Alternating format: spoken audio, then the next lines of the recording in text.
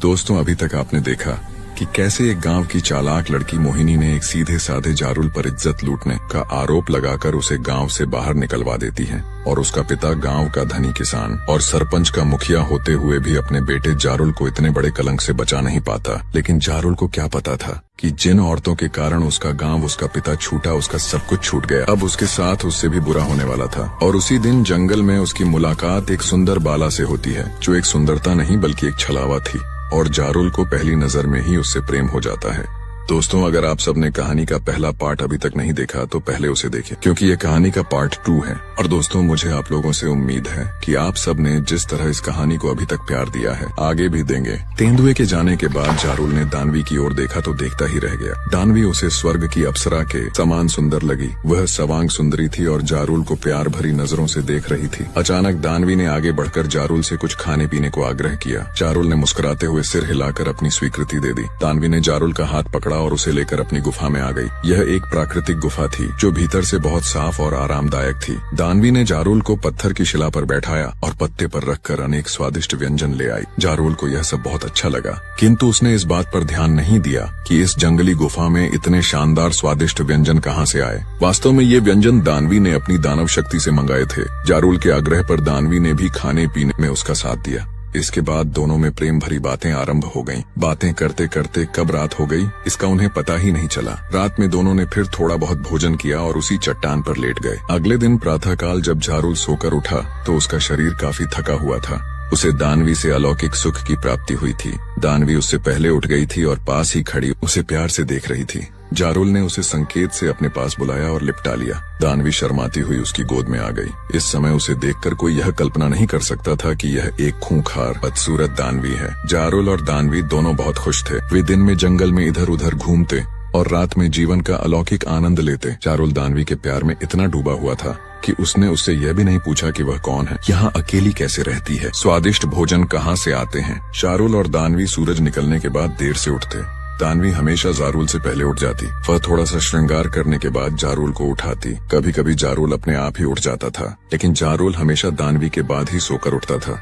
इसके बाद दोनों थोड़ा बहुत खाते पीते और खुले जंगल में आ जाते। इस जंगल में बहुत सी प्राकृतिक गुफाएं, पर्वत, झरने और तरह तरह के पशु पक्षी तथा फल वाले वृक्ष थे। दोनों जंगल की सैर करते, किसी झरने अथवा नदी में नहाते, वृक्षों के फल खाते और रात का अंधेरा होने से पहले अपनी गुफा में लौट आते। इसके बाद दोनों गुफा के भीतर की चट्टान पर तरह तरह की प्रणय लीलाएं करते और सो जाते। धीरे धीरे कई महीने बीत गए। जारुल और दानवी बहुत खुश थे। जारुल ने तो कभी कल्पना भी नहीं की थी कि गांव छोड़ने के बाद उसकी भेंट इतनी सुंदर युवती से होगी और उससे उसे इतना प्यार मिलेगा। जारुल का मन इस सुनसान जंगल में पूरी तरह लग गया था। अब वह यहाँ से कहीं अन्यत्र जाना नहीं चाहता था। अचानक एक दिन अर्धरात्रि के समय दानव प्रकट हुआ और गुफा के द्वार पर खड़ा होकर दहाड़ा। जारुल और दानवी दोनों सो रहे थे। दानव की आवाज से जारुल की नींद तो नहीं टूटी, लेकिन दानवी घबरा कर उठ बैठी। उसने दानव की आवाज पहचान ली। खतरा सिर पर था। दानव कभी भी गुफा के भीतर आ सकता था। ऐसी स्थिति में जारुल की मौत निश्चित थी। दानवी अपने दानव को अच्छी तरह जानती थी। वह किसी भी कीमत पर मानव को जिंदा नहीं छोड़ता था, और फिर अपनी दानवी के साथ जीवन का सुख लूटने वाले को तो जीवित छोड़ने का प्रश्न ही नहीं उठता था। दानवी ने पल भर में ही सब कुछ तय कर लिया। उसने अपनी दानवी शक्ति से पुनः विशाल शरीर धारण किया और सोते हुए जारुल को अचेत करके गुफा के भीतर एक सुरक्षित स्थान पर छिपाया और गुफा के द्वार पर आ गई। दानव लंबे समय बाद लौटा था, अतः दानवी ने उसे देखते ही अपने सीने से लगा लिया और गुफा के भीतर ले आई। दानवी पूरी तरह सामान्य लग रही थी, अतः दानव ने उस पर किसी प्रकार का शक नहीं किया और उससे थोड़ी बहुत छेड़खानी करने के बाद सो गया। दानवी अपने दानव के साथ कुछ समय तक लिपटी हुई इस प्रकार पड़ी रही मानो वह भी उसके साथ सो रही हो, किंतु वह सोई नहीं थी। जैसे ही दानव के गहरी नींद के खर्राटे बजने लगे, दानवी उठी और जारुल के पास पहुंच गई। उसने जारुल को एक छोटे बच्चे के समान अपने कंधे पर लादा और गुफा के बाहर आ गई। दानवी को जंगल की सभी गुफाओं की जानकारी थी। उसने अपनी गुफा से काफी दूरी की एक गुफा में ले जाकर जारुल को लिटाया और दानव के पास वापस आ गई। दानवी ने चलते समय नई गुफा के द्वार पर एक बड़ा पत्थर रख दिया था, जिससे जारुल जंगली हिंसक जीवों से बचा रहे। दानव 3 दिन और 3 रात सोता रहा। चौथे दिन वह दोपहर के बाद उठा और दानवी को प्यार करने के बाद फिर सो गया। इस बीच दानवी अपनी गुफा में ही रही। वह जानती थी कि दानव लंबे समय बाद लौटा है अतः उसे कभी भी उसकी जरूरत पड़ सकती है। दानव चौथे दिन अर्धरात्रि के बाद पुनः उठा और दानवी को प्यार करने के बाद गुफा से बाहर निकला और जंगल में खो गया। दानव को जंगली जीवों का मांस खाने की आदत थी। धीरे धीरे दानव का पहले जैसा क्रम बन गया। वह अर्धरात्रि के कुछ पहले गुफा से निकलता, वन्य जीवों को मारता खाता और प्रातः काल अपनी गुफा में आकर सो जाता और रात तक सोता रहता। कभी कभी वह दिन में उठ जाता और दानवी को प्यार करता। दानव अपनी दानवी को बहुत प्यार करता था, लेकिन दानव और जारुल के प्यार में बहुत अंतर था। दानव अपने शरीर की भूख मिटाने के लिए दानवी से प्यार करता था और जारुल का प्यार दानवी के शरीर की भूख मिटाता था। अतः दानवी जारुल को हृदय से प्यार करने लगी थी। उसकी दिनचर्या अब बदल गई थी। वह अर्धरात्रि में दानव के जाने के बाद अपनी गुफा से निकलती और जारुल के पास पहुंच जाती। यहाँ आकर वह 16 वर्ष की सुंदरी बन जाती और रात भर जारुल से प्यार करती और प्रातःकाल होते ही जारुल को अचेत करके दानव के लौटने के पहले ही अपनी गुफा में आ जाती। धीरे धीरे कई दिन हो गए। सब कुछ बिना किसी बाधा के ठीक ठाक चल रहा था। एक दिन दानव को रात में भोजन की तलाश में अधिक भटके बिना बड़ा शिकार मिल गया। उसने भरपेट खाया और प्रातःकाल होने से पहले ही अपनी गुफा में वापस आ गया। दानवी जारुल के पास थी, अतः दानव को गुफा में दानवी नहीं मिली। दानव गुफा के बाहर निकला और उसने अपनी दानवी को बहुत ढूंढा, लेकिन वह नहीं मिली। दानव गुफा में पुनः वापस आ गया और लेट गया। प्रातः काल होते ही दानवी वापस आ गई। उसने गुफा में दानव को पड़े देखा तो कुछ भयभीत हुई, लेकिन शीघ्र ही उसने अपने पर नियंत्रण किया। दानव ने जब दानवी की ओर देखा, दानवी उससे नजरें चुरा रही थीं। इससे दानव को कुछ शक हुआ, लेकिन उसने कुछ कहा नहीं और आंखें बंद करके फिर से लेट गया। दानवी भी उसके पास आकर लेट गई और अर्धरात्रि तक उसके पास पड़ी रही। अर्धरात्रि होते ही हमेशा की तरह दानव उठा और गुफा के बाहर निकल गया, किंतु वह अधिक दूर नहीं गया, बल्कि गुफा से कुछ दूर जाकर एक मोटे वृक्ष के पीछे छिपकर खड़ा हो गया। दानवी को इसकी जानकारी नहीं थी। उसने दानव के जाने के बाद 16 वर्ष की सुंदर कन्या का रूप धारण किया और जारुल की गुफा की ओर चल पड़ी। दानव ने दानवी का यह नया रूप देखा तो उसका शक यकीन में बदलते देर न लगी। उसने दानवी से कुछ नहीं कहा और उसके पीछे पीछे वह भी चल पड़ा। दानवी सीधी जारुल की गुफा में पहुंची और उसने जारुल को उठाया। आज उसका इरादा जारुल को सब कुछ साफ साफ बता देने का था। आज वह जारुल को यह बताने आई थी कि वह एक दानवी है, कोई इंसान नहीं। वह उसके प्यार के काबिल नहीं है, अतः वह जंगल छोड़कर कहीं दूर चला जाए, क्योंकि उसका दानव पति बाहर से लौट आया है।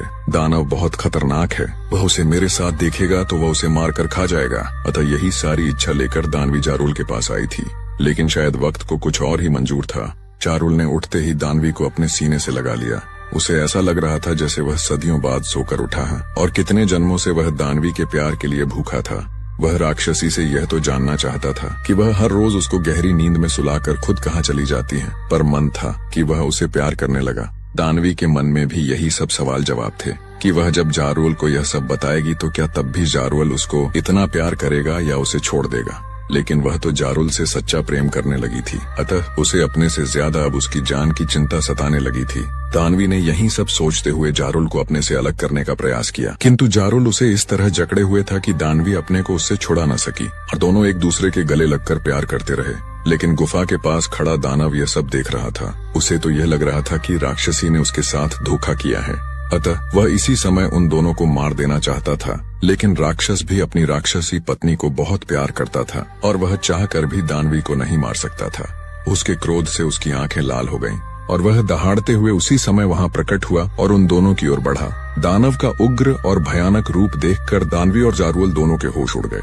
दानव बहुत क्रोध में था और कुछ भी कर सकता था। अचानक दानवी के मन में न जाने क्या आया कि उसने दानवी का विशाल रूप धारण किया और जारुल को कंधे पर लादकर गुफा के बाहर आ गई। जारुल ने दानवी का यह असली रूप देखा तो वह बेचारा डरा हुआ आश्चर्य से देखता रह गया। उसे दानवी की यह प्रेम कहानी अब कुछ कुछ समझ में आने लगी कि क्यों वह उसे अचेत कर गुफा से गायब हो जाती थी और वह इतने स्वादिष्ट व्यंजन इस जंगल में कहां से लाती थी। दानवी जारुल को लिए हुए जंगल में भागते हुए चली जा रही थी। वह जारुल को इस जंगल से बहुत दूर ले जाना चाहती थी, जहां उसका दानव पति कभी भी पहुंच न सके। लेकिन शायद दानवी यह भूल गई थी कि दानव ने सब कुछ देख लिया था और वह अब किसी भी हालत में जारुल को जीवित नहीं छोड़ने वाला था। अतः दानवी के पीछे पीछे दानव भी गुफा के बाहर आ गया और दानव दानवी से ज्यादा शक्तिशाली था। वह उड़ते हुए दानवी के सामने प्रकट हो गया और जोर जोर अट्टहास करने लगा और दानवी के हाथों से जारुल को छीनने का प्रयास करने लगा। अतः जब दानवी को लगा कि वह जारुल को लेकर कहीं भी भाग नहीं सकती और यदि जारुल दानव के हाथ लग गया तो वह उसे मार डालेगा, तो दानवी ने जारुल को एक और हवा में उछाल दिया। जारुल दानव से कुछ दूर जमीन पर जा गिरा, लेकिन गिरने के पहले ही दानवी ने उसे अपनी दानवी शक्ति से एक वृक्ष बना दिया, क्योंकि अगर जारुल जमीन में गिर जाता तो शायद उसकी मृत्यु हो जाती और दानवी अपने ही प्यार की हत्यारण हो जाती, और शायद इस कलंक से वह अपने आप को कभी भी माफ नहीं कर पाती। और इधर अगर गलती से जारुल राक्षस के हाथों में लग जाता तो वह उसे मार देता। इसलिए दानवी ने जारुल को एक वृक्ष बना दिया, लेकिन दानव का क्रोध अभी शांत नहीं हुआ था। वह वृक्ष बने जारुल की ओर बढ़ा। उसका इरादा इस वृक्ष को तहस नहस कर डालने का था। दानवी ने दानव को वृक्ष की ओर बढ़ते देखा तो उसके पैर पकड़ लिए और गिड़गिड़ाने लगी। दानव अपनी दानवी को बहुत प्यार करता था, अतः उसने वृक्ष बने जारुल को अभयदान दे दिया और दानवी को भी माफ कर दिया। इसके बाद दोनों ने वह जंगल छोड़ दिया और नए जंगल में जाकर रहने लगे। लेकिन शायद दानवी जारुल के प्यार को कभी भूल नहीं पाई। वह अभी भी बरसात का मौसम आरंभ होते ही अपने जारुल के पास आती है और अपनी दानवी का आलिंगन करते ही जारुल खुशी से झूम उठता है। दोस्तों, अगर यह कहानी आपके दिल को छू गई हो तो वीडियो को लाइक और चैनल को सब्सक्राइब जरूर करें।